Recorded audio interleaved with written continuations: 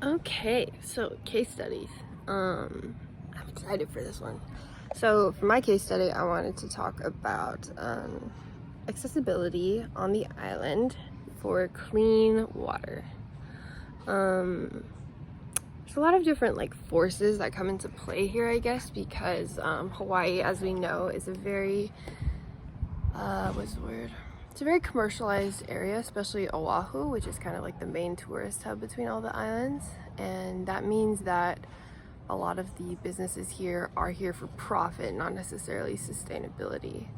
And what that leads to is the contamination of water.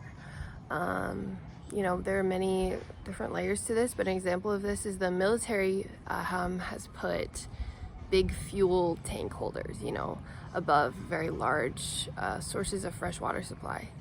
And they did so against the counsel of many Native Hawaiians.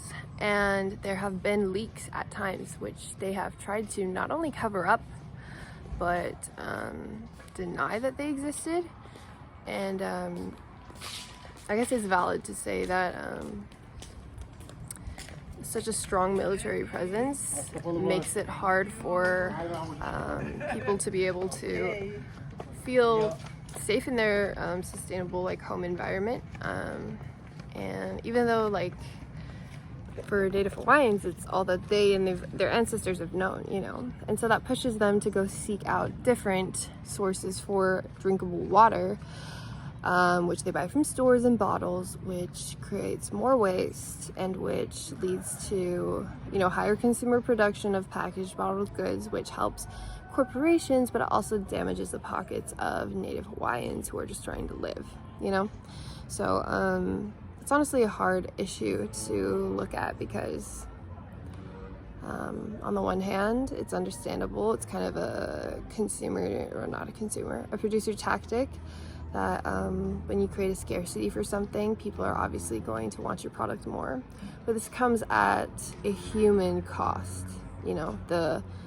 The standard of living for Hawaiians that don't have drinkable water is considerably lower than the majority of mainland Americans who do have access to drinkable water. And I'm not saying that this is the case for every Hawaiian, but I will say that for most households, they cannot trust the tap water because of the different bacteria and parasites that live in it. I know that I myself have gotten several bouts of illness from just drinking the unfiltered tap water, and that's something that I've had to put extra money into and consideration for.